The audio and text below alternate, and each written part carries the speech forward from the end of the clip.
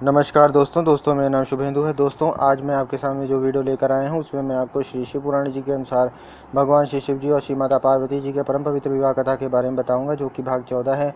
और अगर दोस्तों आपने भाग 1 से भाग 13 नहीं देखा है तो आप मेरी पिछली वीडियोज़ में देख सकते हैं। दोस्तों अगर आप पहली बार मेरा वीडियो देख रहे हैं तो मेरा आपसे बहुत ही विनम्र निवेदन है कि प्लीज़ इसे सब्सक्राइब कीजिएगा। और अगर आपने सब्सक्राइब कर दिया है तो उसके लिए भी आपका बहुत बहुत धन्यवाद। दोस्तों कमेंट करके ज़रूर बताइएगा कि आपको मेरा वीडियो कैसे लगा, और वीडियो अगर पसंद आए तो लाइक और शेयर भी अवश्य कीजिएगा। सो दोस्तों अब मैं आपको श्री शिव पुराण जी के अनुसार भगवान श्री शिव जी और श्री माता पार्वती जी के परम पवित्र विवाह कथा के बारे में मैं सुनाना प्रारंभ करता हूँ, जो कि भाग 14 है। दोस्तों श्री शिव पुराण जी में ब्रह्मा जी कहते हैं कि ब्राह्मण रूपधारी श्री शिव जी के वचनों का मैना के ऊपर बड़ा प्रभाव पड़ा और उन्होंने दुखी होकर पति से कहा, गिरिराज, इन वैष्णव ब्राह्मण ने शिव जी की निंदा जो की है उसे सुनकर मेरा मन उनकी ओर से बहुत खिन्न एवं विरक्त हो गया है। शैलेश्वर रुद्र के रूप, शील और नाम सभी कुत्सित है। मैं उन्हें अपनी सुलक्षणा पुत्री कदापि नहीं दूंगी। यदि आप मेरी बात नहीं मानेंगे तो मैं निस्संदेह मर जाऊंगी। अभी इस घर को छोड़ दूंगी अथवा विष खा लूंगी। पार्वती के गले में फांसी लगाकर गहन वन में चली जाऊंगी अथवा उसे महासागर में डुबो दूंगी, परंतु अपनी बेटी को रुद्र के गले में नहीं मढ़ूंगी। ऐसा कहकर मैना तुरंत कोप भवन में चली गई और अपने हार को फेंक कर रोती हुई धरती पर लौट गई। इधर भगवान श्री शिव जी को इस बात का पता लगा, तब उन्होंने अरुंधति सहित सप्तऋषियों को बुलाया तथा मैना के पास जाकर उन्हें समझाने की आज्ञा दी। श्री शिव जी का आदेश प्राप्त कर भगवान शिव को नमस्कार करके वे दिव्य ऋषि आकाश मार्ग से उस स्थान को चल दिए जहाँ हिमवान की नगरी थी। उस दिव्य पुरी को देखकर उन सप्तऋषियों को बड़ा विस्मय हुआ। वे हिमाचल पुरी की परस्पर प्रशंसा करते हुए सब ऐश्वर्यों से भरे पूरे हिमवान के घर जा पहुँचे। उन सूर्य तुल्य तेजस्वी 7 ऋषियों को दूर से आकाश के रास्ते आते देख हिमवान को बड़ा विस्मय हुआ। वे बोले, ये 7 सूर्य तुल्य तेजस्वी मुनि मेरे पास आ रहे हैं। मुझे प्रयत्नपूर्वक इस समय इनकी पूजा करनी चाहिए। सबको सुख देने वाले हम गृहस्थ लोग धन्य हैं जिनके घर पर ऐसे महात्मा पदार्पण किया करते हैं। ब्रह्मा जी कहते हैं, इसी समय वे मुनि आकाश से उतरकर पृथ्वी पर खड़े हो गए। उन्हें सामने देख हिमवान बड़े आदर के साथ आगे बढ़े और हाथ जोड़कर मस्तक झुकाकर उन सप्तऋषियों को प्रणाम करने के पश्चात उन्होंने बड़े सम्मान के साथ उन सब की पूजा की तथा उन्हें आगे करके कहा, मेरा गृहस्थाश्रम आज धन्य हो गया। यूँ कहकर उन्हें बैठने के लिए भक्तिपूर्वक आसन ला कर दिया। जब वे आसनों पर बैठ गए तब उनकी आज्ञा लेकर हिमवान भी बैठे और वहाँ उन ज्योतिर्मय महर्षियों से इस प्रकार बोले। हिमवान ने कहा, आज मैं धन्य हूँ, कृतज्ञ हूँ कि मेरा जीवन सफल हो गया। मैं लोक में बहुत से तीर्थों की भांति दर्शनीय बन गया, क्योंकि आप जैसे विष्णु रूपी महात्मा मेरे घर पधारे हैं। आप लोग पूर्ण काम हैं। हम दीनों के घरों में आपका क्या काम हो सकता है। तथापि मुझ सेवक के योग्य यदि कोई कार्य है तो कृपा पूर्वक उसे अवश्य कहें। उसे पूर्ण करने से मेरा जीवन सफल हो जाएगा। ऋषि बोले कि शैलराज, भगवान शिव को जगत का पिता कहा गया है और शिवा जगन माता मानी गई हैं, अतः तुम्हें महात्मा शंकर को अपनी कन्या देनी चाहिए। हिमालय, ऐसा करके तुम्हारा जन्म सफल हो जाएगा तथा तुम जगत गुरु के भी गुरु हो जाओगे, इसमें संशय नहीं है। मुनीश्वर, सप्तऋषियों का यह वचन सुनकर हिमवान ने दोनों हाथ जोड़ उन्हें प्रणाम करके इस प्रकार कहा। हिमालय बोले कि महाभाग सप्तऋषियों, आप लोगों ने जो बात कही है उसे शिव की इच्छा से मैंने पहले से ही मान रखा था, किंतु प्रभु, इन दिनों एक वैष्णव धर्मी ब्राह्मण ने आकर भगवान शिव के प्रति प्रसन्नतापूर्वक बहुत सी उल्टी बातें बताई हैं। तभी से शिवा की माता का ज्ञान भ्रष्ट हो गया है। वे अपनी बेटी का विवाह उस योगी रुद्र के साथ नहीं करना चाहती। ब्राह्मणों, वे बड़ा भारी हट करके मैले कपड़े पहन कोप भवन में चली गई हैं और समझाने पर भी समझ नहीं रही हैं। मैं भी उस वैष्णव ब्राह्मण की बात सुनकर ज्ञान भ्रष्ट हो गया हूँ। आप से सच कहता हूँ, भिक्षुक रूपधारी महेश्वर को बेटी देने की मेरी भी अब इच्छा नहीं है। सो ब्रह्मा जी कहते हैं दोस्तों कि नारद मुनियों के बीच में बैठे हुए शैलराज शिव की माया से मोहित हो ये सभी बातें वो कहकर चुप हो रहे। तब उन सभी सप्तऋषियों ने शिव की माया की प्रशंसा करके मेनका के पास अरुंधति को भेजा।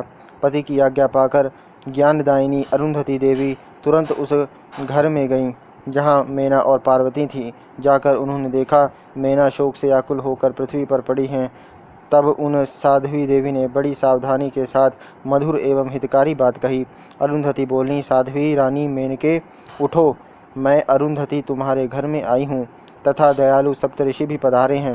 अरुंधति का स्वर सुनकर मेनका शीघ्र उठ गईं और लक्ष्मी जैसी तेजस्विनी उन पतिव्रता देवी के चरणों में मस्तक रखकर बोलीं।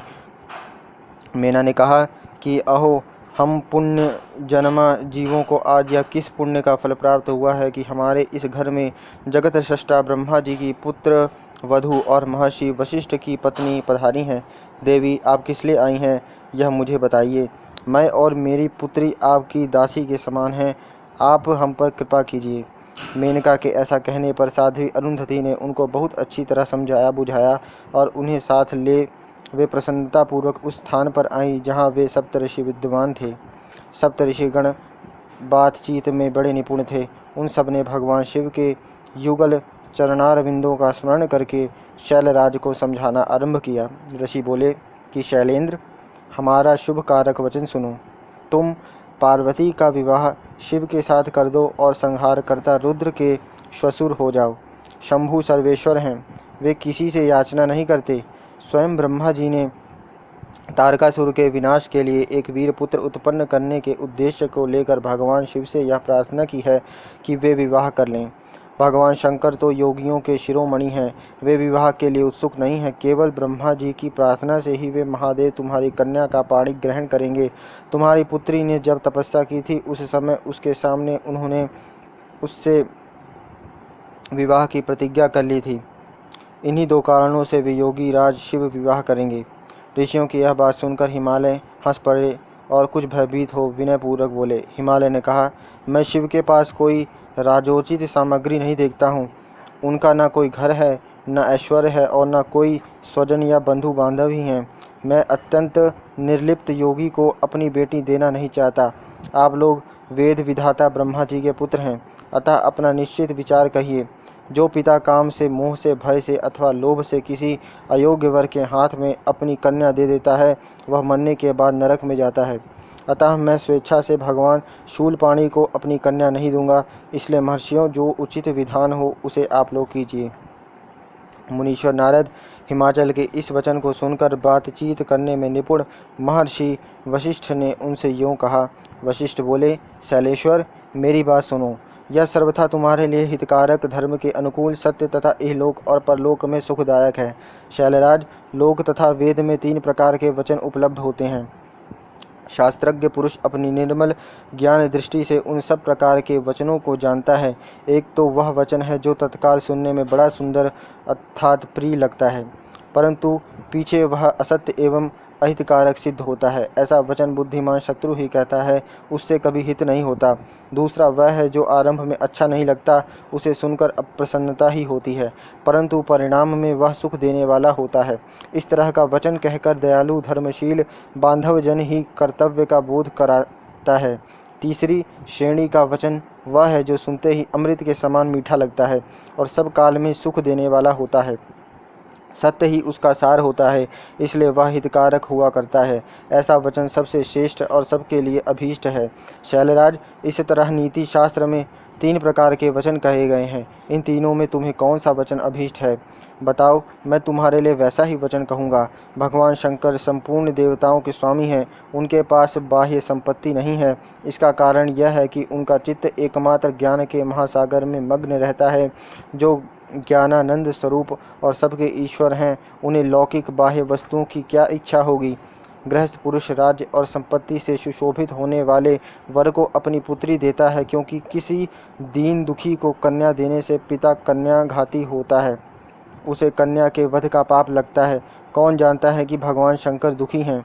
कुबेर जिनके किंकर हैं, जो अपनी भ्रूभंग की लीला मात्र से संसार की सृष्टि और संहार करने में समर्थ हैं, जिन्हें गुणातीत परमात्मा और प्रकृति से परे परमेश्वर कहा गया है, सृष्टि पालन और संहार करने वाली जिनकी त्रिविध मूर्ति ही ब्रह्मा विष्णु और हर नाम धारण करती है, उन्हें कौन निर्धन अथवा दुखी कह सकता है। ब्रह्मलोक में निवास करने वाले ब्रह्मा, क्षीर सागर में रहने वाले विष्णु तथा कैलाशवासी हरि, ये सब शिव की ही विभूतियाँ हैं। शिव से प्रकट हुई प्रकृति भी अपने अंश से 3 प्रकार की मूर्तियों को धारण करती हैं। जगत में लीला शक्ति से प्रेरित हो वह अपनी कला से बहुत सा रूप धारण करती है। समस्त वांगमय कोई अधिष्ठात्री देवी वाणी उनके मुख से प्रकट हुई हैं और सर्वसम्मत स्वरूपिणी लक्ष्मी वक्षस्थल से आविर्भूत हुई हैं तथा शिव ने देवताओं के एकत्र हुए तेज से अपने को प्रकट किया था और संपूर्ण दानवों का वध करके देवताओं को स्वर्ग की लक्ष्मी प्रदान की थी। देवी शिवा कल्पांतर में दक्ष पत्नी के उदर से जन्म ले सती नाम से प्रसिद्ध हुई और हर को उन्होंने पति के रूप में प्राप्त किया। दक्ष ने स्वयं ही भगवान शिव को अपनी पुत्री दी थी। सती ने पति की निंदा सुनकर योग बल से अपने शरीर को त्याग दिया था। वही कल्याणमयी सती अब तुम्हारे और मेनका के कारण प्रकट हुए हैं। शैलराज, ये शिवा जन्म जन्म में शिव की ही पत्नी होती हैं। प्रत्येक कल्प में बुद्धि रूपा दुर्गा ज्ञानियों की श्रेष्ठ माता होती हैं। ये सदा सिद्ध सिद्धिदायिनी और सिद्धि रूपिणी हैं। भगवान हर चिता भस्म के रूप में सती के अस्थिचूर्ण को ही स्वयं प्रेम पूर्वक अपने अंगों में धारण करते हैं। अतः गिरिराज, तुम स्वेच्छा से ही अपनी मंगलमयी कन्या को भगवान हर के हाथ में दे दो। तुम यदि नहीं दोगे तो वह स्वयं प्रियतम के स्थान में चली जाएगी। देवेश्वर शिव तुम्हारी पुत्री का अनंत क्लेश देखकर ब्राह्मण के रूप में इसकी तपस्या के स्थान पर आए थे और इसके साथ विवाह की प्रतिज्ञा करके इसे आश्वासन एवं वर देकर अपने आवास स्थान को लौट गए थे। गिरे, पार्वती की प्रार्थना से ही शंभु ने तुम्हारे पास आकर इसके लिए याचना की और तुम दोनों ने शिव भक्तों में मन लगाकर उनकी उस याचना को स्वीकार कर लिया था। गरीश्वर, बताओ फिर किस कारण से तुम्हारी बुद्धि विपरीत हो गई। भगवान शिव ने देवताओं की प्रार्थना से प्रभावित होकर हम सब ऋषियों को और अरुंधति देवी को भी तुम्हारे पास भेजा है। हम तुम्हें यही शिक्षा देते हैं कि तुम पार्वती को रुद्र के हाथ में दे दो। गिरे, ऐसा करने पर तुम्हें महान आनंद प्राप्त होगा। शैलेंद्र, यदि तुम स्वेच्छा से अपनी बेटी शिवा को शिव के हाथ में नहीं दोगे तो भावी के बल से ही इन दोनों का विवाह हो जाएगा। तात, भगवान शंकर ने तपस्या में लगी हुई पार्वती को ऐसा ही वर दिया है। ईश्वर की हुई प्रतिज्ञा कभी पलट नहीं सकती। गिरिराज, ईश्वर के वश में रहने वाले समस्त साधु पुरुषों की भी प्रतिज्ञा का संसार में किसी के द्वारा उल्लंघन होना कठिन है, फिर साक्षात ईश्वर की प्रतिज्ञा के लिए तो कहना ही क्या है। सो दोस्तों, इस प्रकार मैंने आपको श्री शिव पुराण जी के अनुसार भगवान श्री शिव जी और श्री माता पार्वती जी के परम पवित्र विवाह कथा के बारे में सुनाया, जो कि भाग 14 था। इसका अगला भाग मैं आपको अपनी अगली वीडियो में बताऊंगा। सो तब तक के लिए मुझे इजाज़त दीजिए दोस्तों। नमस्कार। जय गुरुदेव।